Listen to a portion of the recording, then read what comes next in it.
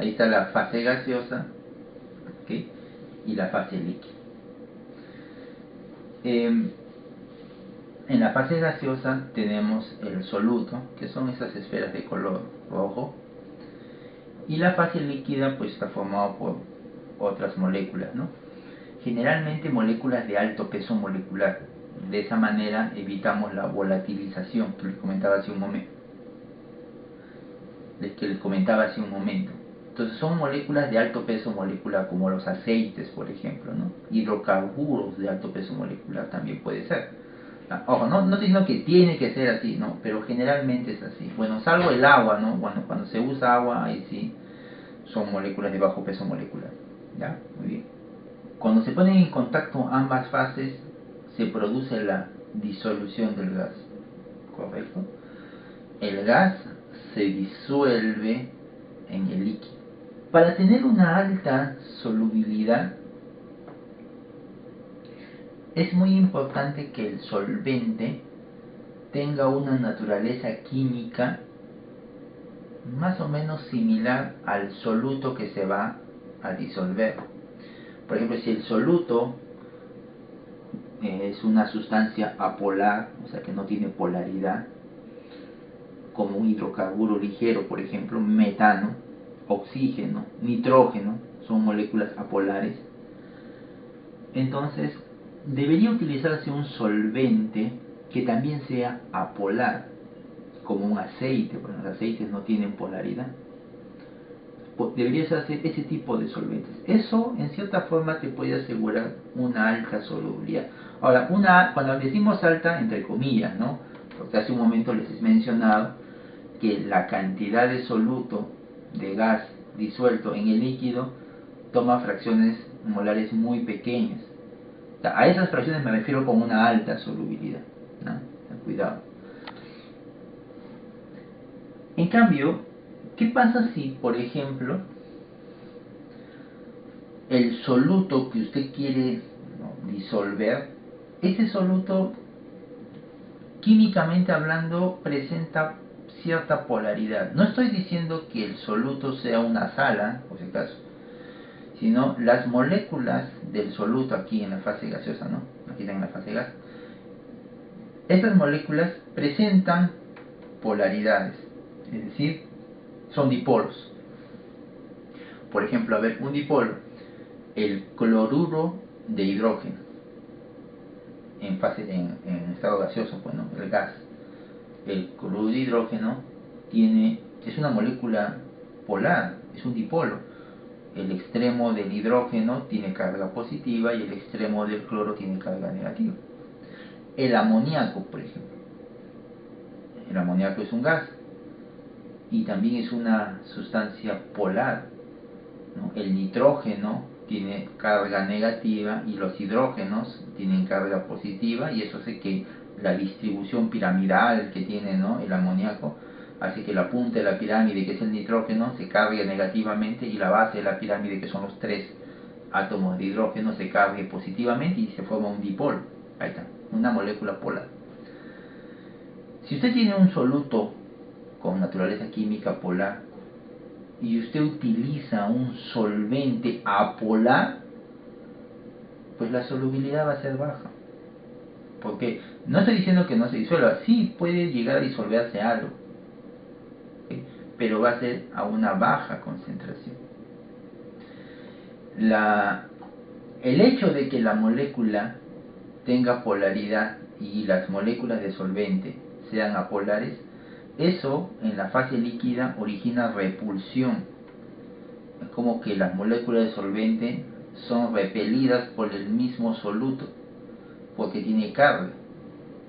El agua y el aceite no se mezclan. Bueno, el agua es polar y el aceite es apolar. ¿Se da cuenta? Entonces, ¿va a haber solubilidad? Sí, pero va a ser baja. Entonces, ¿por qué es importante esto? Porque yo les mencionaba al inicio de la clase que hablamos de 4 casos, ¿no? Si quiero quitarle a este gas, quiero quitarle cierto soluto, quiero lavarlo, entonces utilizo un solvente y el solvente lo va a lavar al gas. Ya, muy bien, pero cuando vas a usar ese solvente tienes que saber escoger el solvente, pues.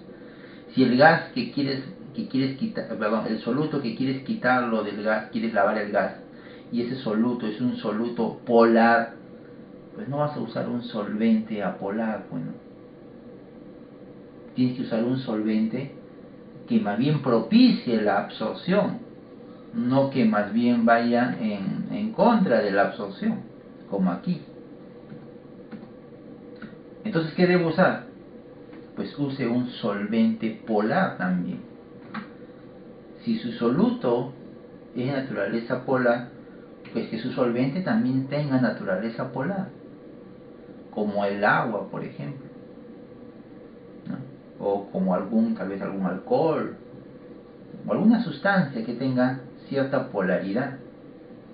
Eso va a hacer que más soluto polar se disuelva, se absorba, se solubilice.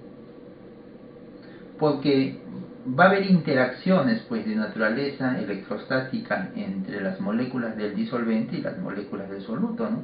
Son como imanes que se van a empezar a atraer con mayor intensidad.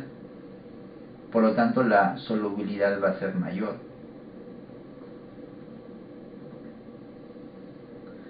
Ahora, si por el contrario el soluto, ¿no?, que piensa usted absorber es apolar y usted usa un solvente polar, pues es evidente que aquí el resultado que se esperaría es una baja solubilidad, ¿no? Porque también va a haber repulsión, o sea, la misma repulsión que usted encontró aquí, lo va a encontrar aquí, solo que invertida nada más. Son las moléculas de solvente quienes repelen al soluto. Sí se disuelve algo, pero no tanto. Por ejemplo, ¿no?, el oxígeno, que es una molécula apolar, con el agua, que es un solvente netamente polar. El oxígeno sí se disuelve en el agua, pero se disuelve muy poco, justamente por estas repulsiones que hay. También podría darse esta otra situación. No necesariamente tiene que ser un solvente polar. También usted podría tener un solvente apolar, pero mezclado con un solvente polar. ¿Se da cuenta? Es decir, yo puedo utilizar ese solvente apolar, pero lo mezclo con otra sustancia que tenga polaridad. Entonces son ellos los que van a hacer posible la absorción, son como imanes que van a atraer a estas moléculas. Mientras que el otro, las otras moléculas lo que hacen es dan una especie de volumen, cobertura, ¿no? Algo así, ¿se da cuenta? Eso también ayudaría mucho, ¿no? Porque a veces usar solamente solventes polares puede ser un poco costoso. Entonces lo que hacen es lo mezclan, pues, ¿no? Como mezclar con otro de aquí, de tal manera que uno haga una cosa y el otro lo que hace es dar capacidad, volumen, espacio para que pueda ser contenido el soluto. También podría ser así. O sea, no tiene que ser necesariamente una sustancia pura el solvente. El solvente puede ser una mezcla de varias sustancias, siempre y cuando la combinación sea apropiada para la disolución. Tenemos el soluto, ya aquí no importa si es apolar o polar, no interesa, tenemos el soluto, ¿correcto?, que está en la fase gaseosa y se pone en contacto con el líquido. Ya, muy bien. ¿Qué va a ocurrir? La absorción. Ya, perfecto. El soluto empieza a migrar hacia el líquido. ¿Y cuándo se detiene este proceso? Pues cuando alcance el equilibrio termodinámico, correcto. Bien. Ahí donde tenemos esto, ¿no? Aquí la fracción molar del soluto en la fase líquida, que es esto que está aquí. La fracción molar del soluto en la fase líquida, esto. Y aquí arriba tengo el soluto en la fase gaseosa. Esa es la presión parcial del soluto en la fase gaseosa. ¿Ven? Entonces estos dos me forman el equilibrio. Ya llegaron al equilibrio. Cuando tenemos una situación de ese tipo, a eso también le llamamos nosotros absorción física. Es como que simplemente estas esferas son atrapadas por las moléculas que forman, ¿no?, el líquido. Es una absorción física. ¿Que existe una absorción química? Claro que sí. Una absorción química es cuando ocurre esto, miren. Aquí tengo el soluto en el gas y el soluto empieza a disolverse al contacto con el líquido. Muy bien, está disolviéndose. Otro se disuelve, Pero ocurre algo. El soluto ya disuelto, ¿no? O una parte del soluto ya disuelto, empieza a reaccionar químicamente con el solvente. Empieza una reacción química en donde este soluto deja de ser quien es y se convierte en otra especie química producto de una reacción química que ocurre en la fase líquida. Evidentemente más soluto empieza a disolverse, ¿no? Pero una parte de eso reacciona, no todo, solo una parte empieza a reaccionar. Y más soluto se disuelve y empiezan a reaccionar. Es como que esta molécula entra en el líquido, pero luego desaparece, porque se convirtió en otra cosa. Pero ya no es esto, bueno, dejó de ser esto de aquí, se convirtió en esto, es como que desaparece. Y si desaparece, es como si no se hubiese absorbido, y por lo tanto hay más espacio para esferas rojas. Aquí, según el equilibrio físico, solamente había espacio para 3 nada más, ya pongámoslo así. Aquí ya han sido absorbidas 6, pero 4 han reaccionado y solo me quedan 2. Hay espacio para una más. Y continúa el proceso. Se absorbe y reacciona. ¿Cuándo se detiene esto? Se va a detener cuando se alcance el equilibrio químico de la reacción. Porque esta especie, al reaccionar y formar este producto, es una reacción química. Como toda reacción química tiene un final o un punto, digamos, en donde se detiene la reacción, y ese punto es cuando se alcanza el equilibrio químico. Cuando se alcance el equilibrio químico, estas moléculas ya no van a reaccionar, ya no se va a formar más de este producto. Y si eso luego se junta con el equilibrio termodinámico, o este equilibrio que vimos acá, entonces todo el proceso se detiene y el sistema alcanzó el equilibrio químico. Estamos frente a una absorción química. Lo bueno de esta absorción química es que si uno observa, solamente contando aquí estas esferitas, más soluto ha sido absorbido. Claro que han reaccionado, pero bueno, lo que a mí me interesaba era remover el soluto de la fase gas. Vamos a suponer que ese era mi objetivo. Aquí he logrado remover esto, pero miren cuánto tengo todavía en la fase gaseosa. Aquí he removido más, ya tengo menos en la fase gaseosa. Claro, después se ha convertido en otra cosa, pero ya no me interesa eso. A mí me interesaba simplemente reducir la concentración del soluto en la fase gaseosa. Entonces tendría que buscar un solvente que tenga la capacidad también de reaccionar. Y no tiene que ser un solvente puro, puede ser el mismo solvente que he usado acá, solo que a este solvente le añado alguna especie química adicional que haga reaccionar al soluto que está siendo absorbido y que lo convierta en otra cosa. Y así tengo una mayor capacidad de absorción, ¿no?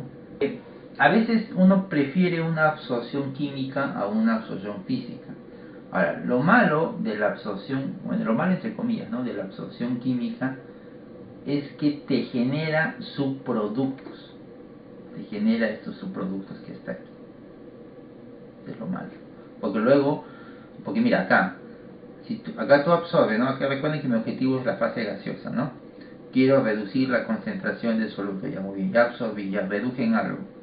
Ya, esto tal vez lo puedo procesar después, ¿no? Para procesar, ¿qué tengo que hacer? Tengo que quitarle esto de aquí, ya muy bien. En cambio acá, reduje bastante, genial. Pero ahora esto, ¿cómo lo proceso? Ahora ya no solamente tengo que ver la manera de cómo eliminar a estos de aquí, sino también tengo que eliminar a estos de aquí, el producto de la reacción. Entonces como que ya se complica un poquito la cosa, ¿no? Algunas veces los procesos de absorción realmente son absorciones químicas, pero para no complicarse la vida con el equilibrio químico y todo eso, a esto que es una absorción química lo tratamos como si fuera una absorción física. Por ejemplo, y lo vamos a hacer seguramente, el CO2 en agua. Vamos a suponer que este CO2, dióxido de carbono, está mezclado con aire. y voy a utilizar agua para absorber CO2. Genial. Cuando uno lo dice así, pues eso es una absorción física, no dice las moléculas de CO2 están aquí junto con el agua. En realidad no es así. Cuando el CO2 está disuelto en agua, se producen reacciones de equilibrio químico, en donde el CO2 reacciona con el agua y forma bicarbonato, forma carbonatos. Hay reacciones químicas entre el CO2 y el agua que alcanzan el equilibrio y ya la reacción se detiene, ¿no? Y entonces ahí realmente en un sistema de CO2 disuelto en agua lo que tenemos es una absorción química, pero muchas veces asumimos como que todo esto, tanto las esferas rojas como las amarillas, todo esto fuera CO2 y como si esto fuera un proceso de absorción física nada más, y así nos olvidamos de esto. Sí, también se puede hacer eso y se hace, no es una manera de simplificar. Ya, pero cuando quieres un estudio más detallado, pues ya entra la química entre el soluto y el disolvente, ¿no? Y es muy importante porque especialmente cuando es agua, ¿no? Es más, el agua, usted sabe muy bien, el agua no son moléculas apolares, o sea, no son moléculas simplemente. El agua son moléculas, es cierto, pero también son iones, iones OH y iones hidrógeno, porque el agua se disocia, pues, ¿no? Formando grupos OH y hidrógenos ácidos. Solo que esa cantidad es muy pequeña, ¿no? ¿Recuerdan? La constante de disociación del agua, 10 a la menos 14, ¿no? Cuando la concentración es 10 a la menos 7 de hidrógeno y 10 a la menos 7 de OH. Son concentraciones bien bajas, pero hay reacciones ahí. Y si a eso le agregamos el CO2, se producen otras reacciones más. Entonces lo concreto es que hay dos tipos de absorción, pero muchas veces simplificamos esto, a un proceso de absorción física nada más y punto. En lugar de poner acá 3 moles, colocamos ¿cuánto? 3, acá 7 moles. Es como, no, perdón, más, 8 moles. Es como si hubiera habido una mayor absorción, ¿sí? Se puede simplificar de esa forma.